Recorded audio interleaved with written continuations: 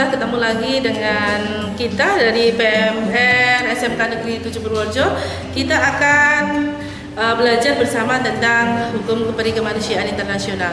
Nanti kita akan mengeksplor, kemudian bermain tentang modul hukum berkemanusiaan internasional.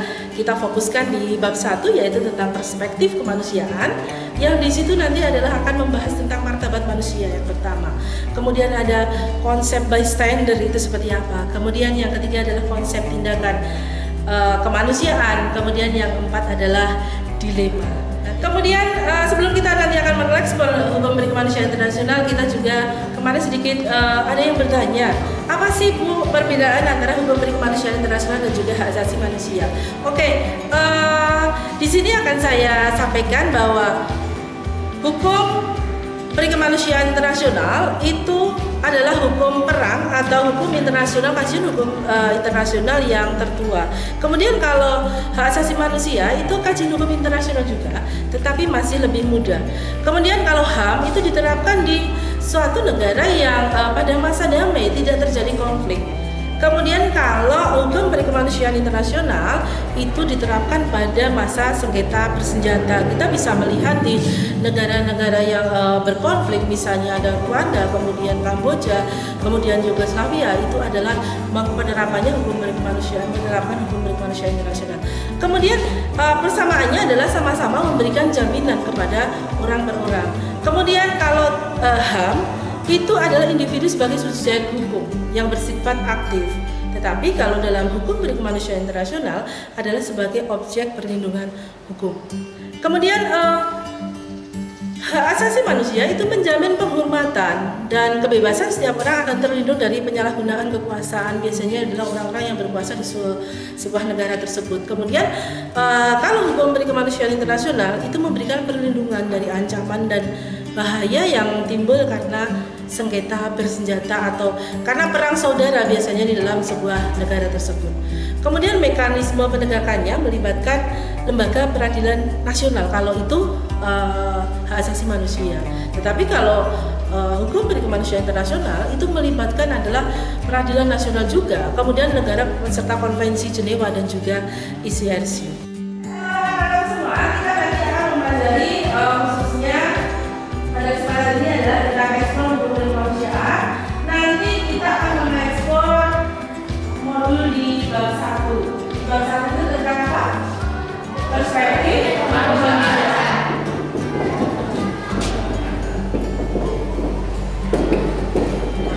Nih, yang pertama kita akan memperkenalkan tentang apa sih martabat manusia. Berikan gagasan kalian tentang apa sih martabat manusia. Silahkan tuangkan ide atau brainstorming kalian, ide gagasan kalian tentang martabat manusia. Saya persilahkan untuk menuliskan itu.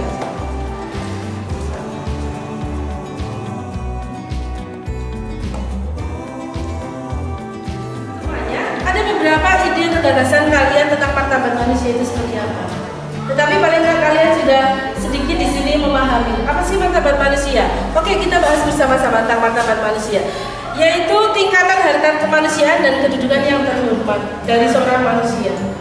Kemudian hak seseorang untuk dihargai dan dihormati dan diperlakukan secara etis sebagai seorang manusia, terutama adalah dalam kondisi konflik atau dalam kondisi peperangan, bahwa manusia itu tetap harus dijunjung tinggi, tetap harus dihargai, tetap harus dihormati. Kemudian ada lagi ide gagasan kalian tentang martabat manusia itu adalah hak seseorang untuk dihargai dan dijunjung. Hargailah martabat manusia, junjung tinggilah martabat manusia. Begitupun dalam penerapan hukum berkemanusiaan internasional, tujuannya adalah untuk menjunjung tinggi martabat manusia dalam situasi konflik. Anak semuanya, konsep yang kedua dari perspektif kemanusiaan dalam materi hukum berkemanusiaan internasional itu adalah tentang bystander. Apa sih yang kalian ketahui tentang bystander?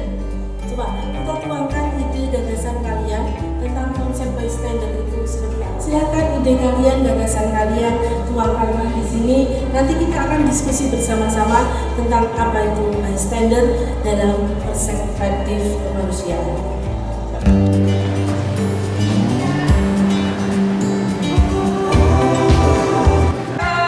Anak-anak semuanya, ini sudah tertuang apa sih bystander menurut kalian?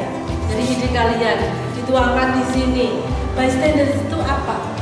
Coba kita lihat suatu fenomena dalam psikologi sosial ketika seseorang membutuhkan pertolongan, tetapi orang di sekitarnya tidak mau membantu. Kemudian yang kedua, seseorang yang mengetahui adanya insiden di mana kehidupan atau martabat orang lain berada dalam bahaya. Kemudian yang ketiga, ada lagi ide dari kalian.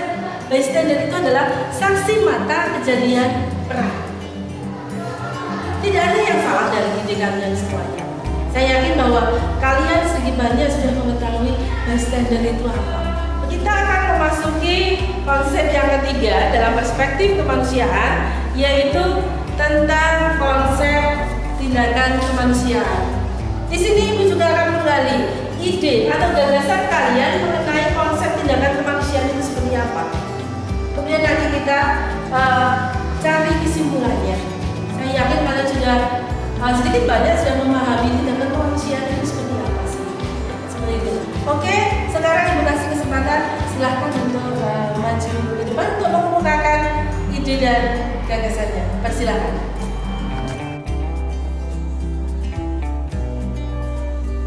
Anak-anak semuanya, di sini sudah tertuang dari ide kalian tentang apa sih konsep tindakan kemanusiaan. Oke, kita bahas satu persatu. Tindakan kemanusiaan adalah menolong orang dengan ikhlas dan hati nurani. Oke, kita menolong orang lain kemudian dengan ikhlas, tidak mengharapkan dari sebuah tindakan kemanusiaan. Kemudian yang kedua adalah perbuatan manusia yang dilakukan secara sukarela dengan keadaan yang dapat meringankan penderitaan manusia. Ini. Jadi perbuatan di mana kita secara sukarela juga tadi membantu orang lain dengan tidak mengharapkan imbalan. Kemudian tujuannya apa? Untuk meringankan beban sesama. Kemudian yang ketiga adalah tindakan yang bersifat meringankan penderitaan manusia. Apabila ada orang lain yang membutuhkan, kita harus tergerak hati nuraninya untuk melakukan sebuah tindakan kemanusiaan. Kemudian yang keempat adalah kegiatan kemanusiaan yang bersifat meringankan penderitaan sesama. Dan yang jelas, pada saat kita melakukan tindakan kemanusiaan, kita tidak boleh membedakan suku, ras, agama, dan juga golongan. Kita harus membantu semuanya. Apalagi dalam hukum berkemanusiaan internasional. Pada suatu waktu kita melihat di situ ada peperangan, kemudian ada yang membutuhkan bantuan. Biarpun itu adalah musuh kita, kita harus tergerak hati nurani kita untuk melakukan sebuah tindakan kemanusiaan. Semuanya kita akan masuk ke konsep yang keempat adalah dilema. Apa sih dilema? Saya yakin juga kalian dalam kehidupan sehari-hari kalian pernah merasakan dilema atau belum? Nah, oke. Jadi dilema ibarat kata adalah makan buah semalakama. Dimakan bapak meninggal, nggak dimakan juga ibu meninggal. Jadi kita mau melakukan sebuah tindakan, tetapi kita dihadapkan dengan berbagai macam dilema. Kita akan membantu, tetapi kita juga nanti akan mendapatkan konsekuensi dari sesuatu hal tersebut. Tetapi kalau kita berhubungan dengan kemanusiaan, walaupun kita dilematis, kita harus tetap membantu. Sebagai seorang anggota PMN, tetap jiwa kemanusiaannya harus tetap dikedepankan walaupun kita berada dalam situasi dan kondisi yang sangat dilema. Oke anak-anak semua, coba nanti silahkan kalian tuangkan gagasan kalian tentang dilema itu seperti apa.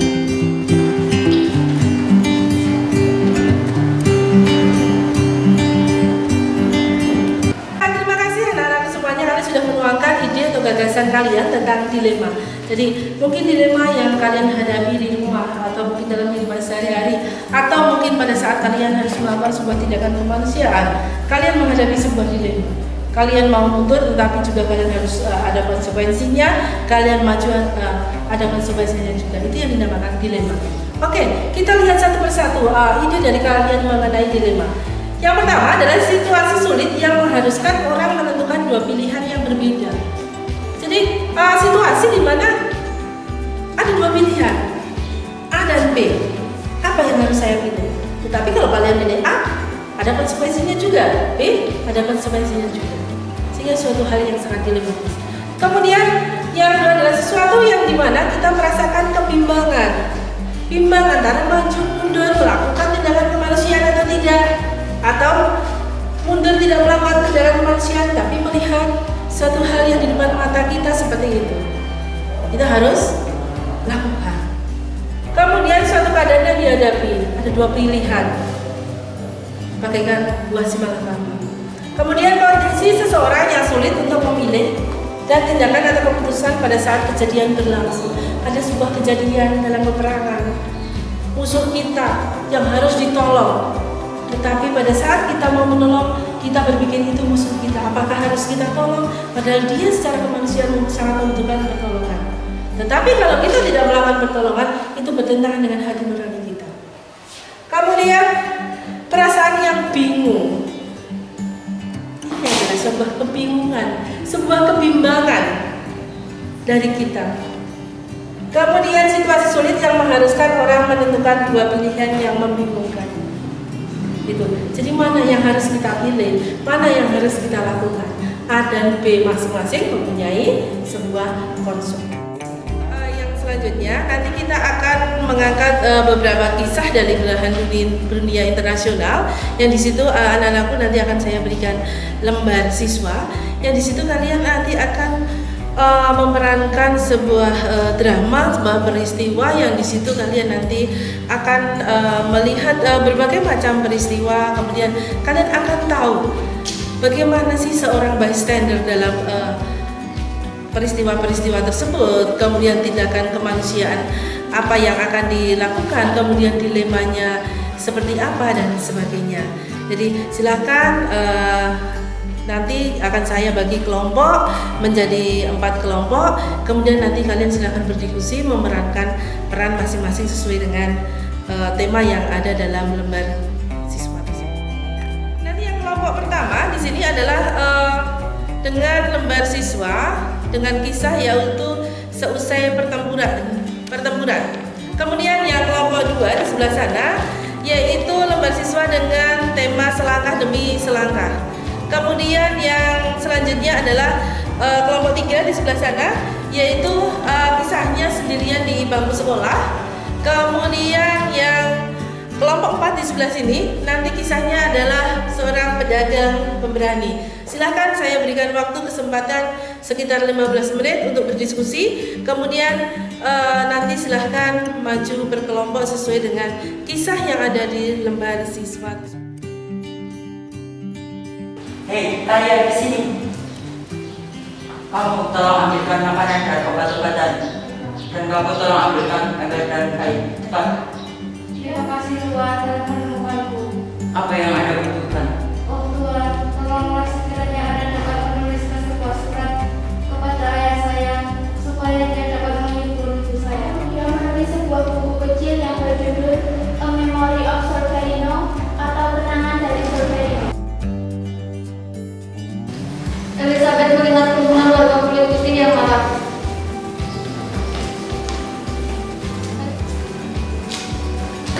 Ternyata para tentara itu menyuruhnya kembali. Nak, lebih baik kamu pulang saja.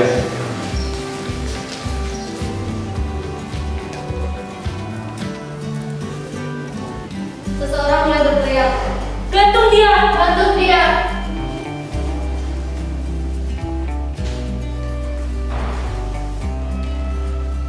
Kamu tidak apa-apa kan? Aku tidak apa-apa. Kamu tidak perlu dengarkan kata mereka, kamu harus kuat. Mari ikut aku. Hei, dengar warga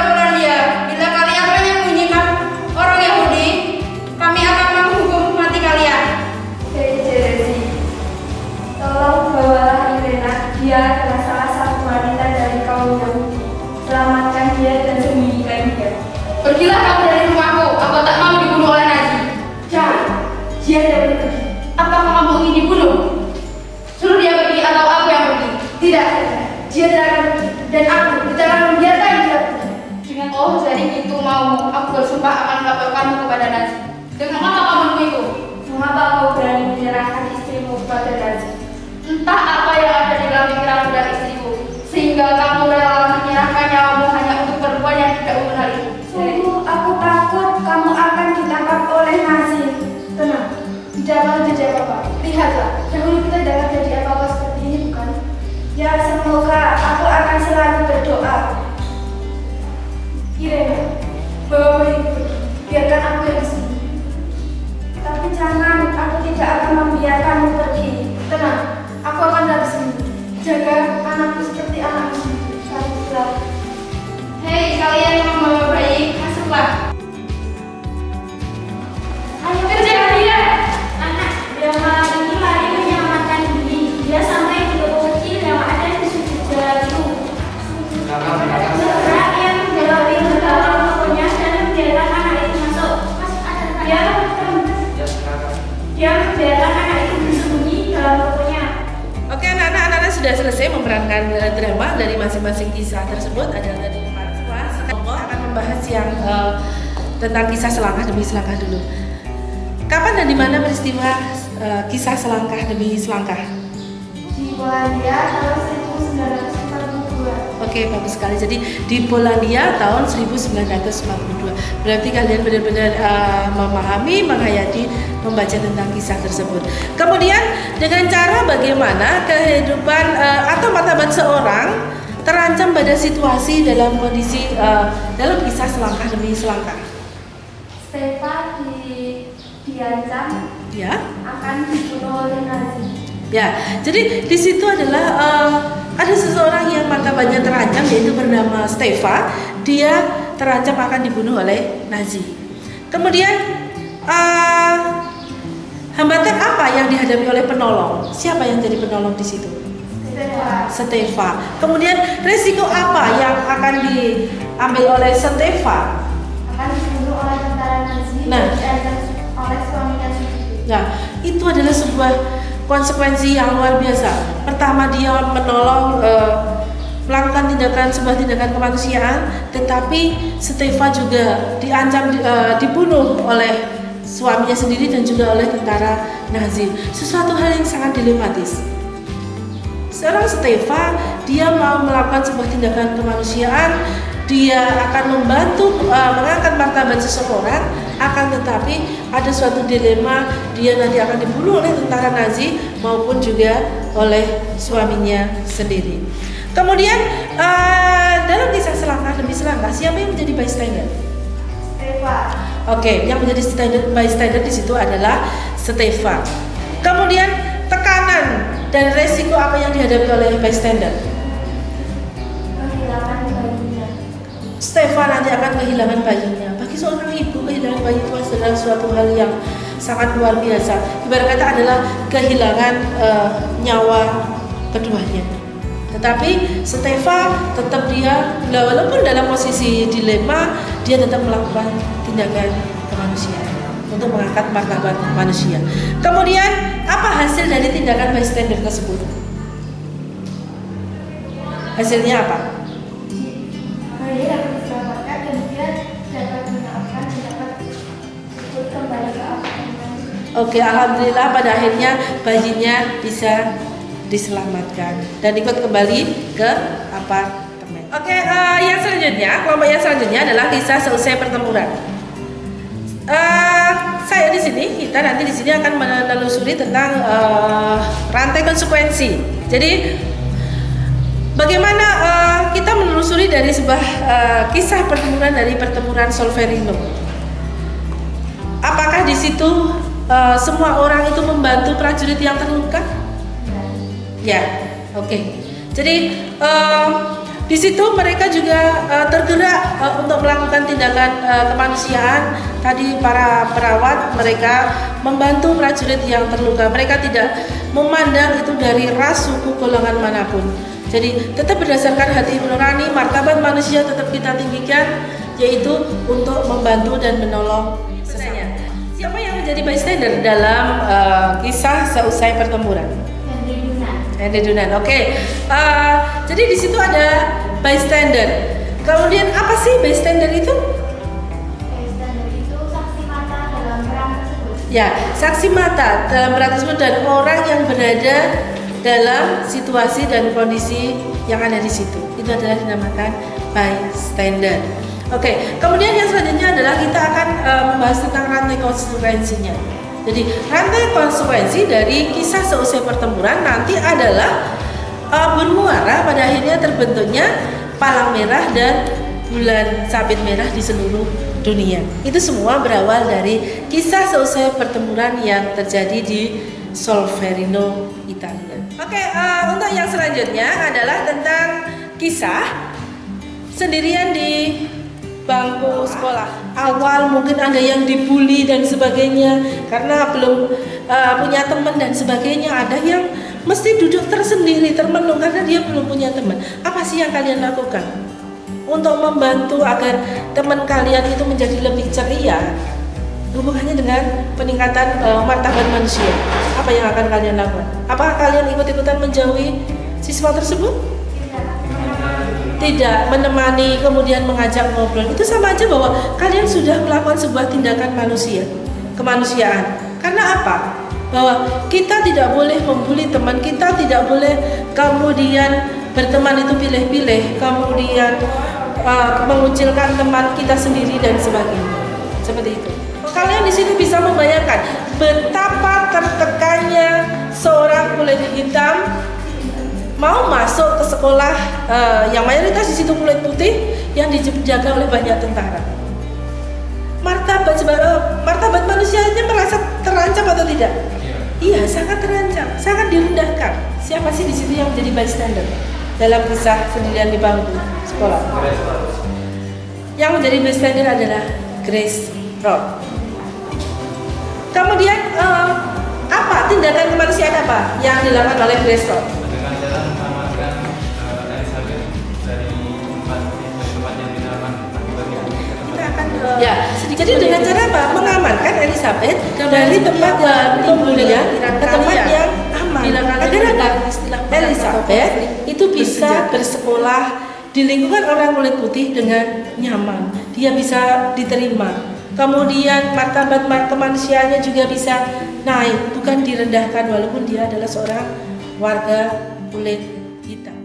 Kemudian melihat apa sih karakteristik dari tindakan kemanusiaan. Yang pertama, karakteristik tindakan kemanusiaan adalah melindungi hidup dan martabat manusia. Seperti tadi kisah yang sudah diperankan dalam drama tersebut. Kemudian biasanya dilakukan bagi orang yang mungkin tidak Anda kenal atau mungkin dalam keadaan tidak normal atau tidak perlu Anda bantu atau Anda lindungi. Tetapi hati kalian merasa tergerak untuk membantu.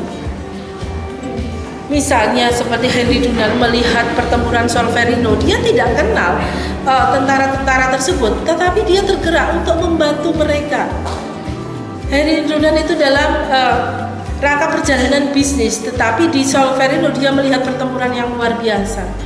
Dia melakukan sebuah tindakan kemanusiaan untuk membantu menolong sesama, dan ini juga saya harapkan bisa dilakukan oleh semua anak-anak PMR di sini yang sudah kita edukasi melalui materi ekspor hukum perikemanusiaan internasional. Kemudian berkemudian menimbulkan resiko atau kerugian pribadi, sangat-sangat beresiko saat kita melakukan sebuah tindakan kemanusiaan. Tetapi kita tidak memperhitungkan resiko tersebut. Kita harus memperhitungkan hati nurani kita untuk membantu orang lain yang sangat membutuhkan. Sebuah tindakan yang harus kita lakukan dengan segera. Tindakan kemanusiaan sering harus dilakukan dengan melawan tekanan sosial.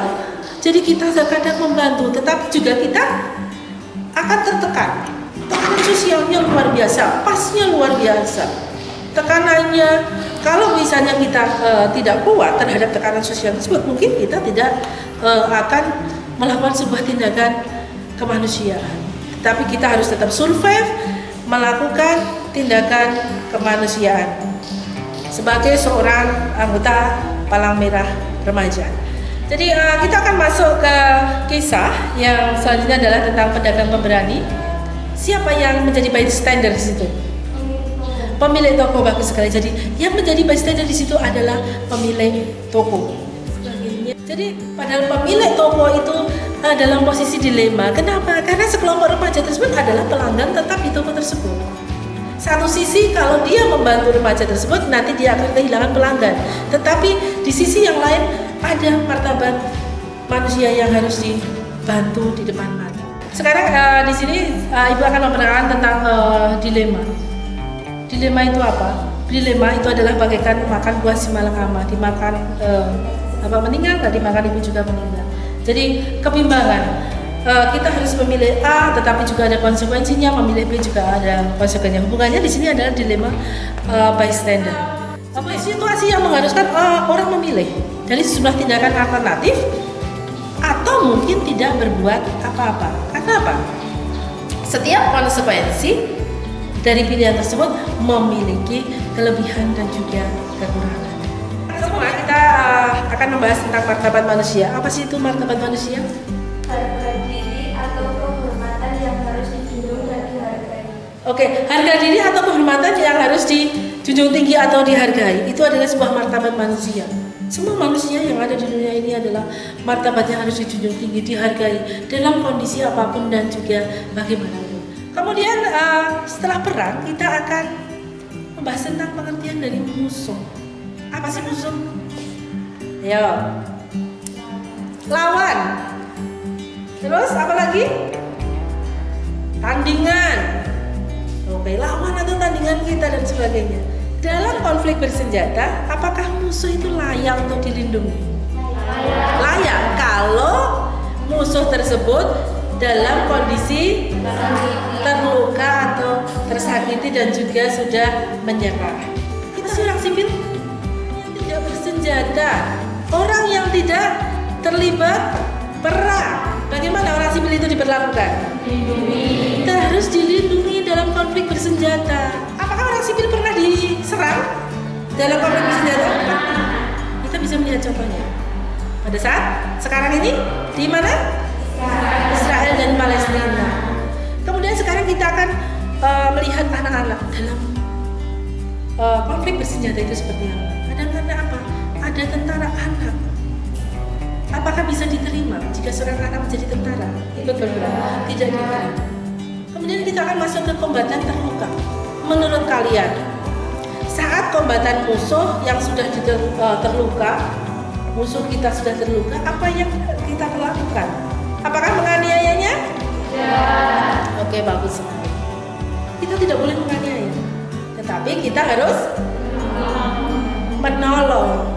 Kemudian kita obati, martabatnya kita tinggikan sebagai seorang manusia. Ada lagi, misalnya kombatan tersebut pernah melukai keluarga kita, pernah menyakiti keluarga kita. Apakah kita harus dendam? Tidak. Apakah kita harus benci? Tidak. Dalam melaksanakan sebuah tindakan kemanusiaan, kita meninggikan martabat manusia. Kita harus menghilangkan rasa dendam dan rasa benci itu untuk melakukan sebuah tindakan kemanusiaan, untuk meninggikan martabat manusia. Alhamdulillah anak-anak semuanya kita sudah sampai ke tahap kesimpulan di materi bab 1, yaitu Ekspor Hukum Perikemanusiaan Internasional, yang anak-anak sudah banyak memahami tentang yang pertama dari tadi materi perspektif kemanusiaan, yaitu martabat manusia, kemudian bystander, kemudian konsep tindakan kemanusiaan, kemudian yang terakhir adalah dilema. Terima kasih anak-anakku semuanya sampai di sini. Terima kasih atas semangatnya kalian yang luar biasa untuk menutup kegiatan pada materi HPI modul 1 perspektif kemanusiaan. Sampai ketemu kembali, sampai jumpa. Wabillahi taufiq wal hidayah. Assalamualaikum warahmatullahi wabarakatuh.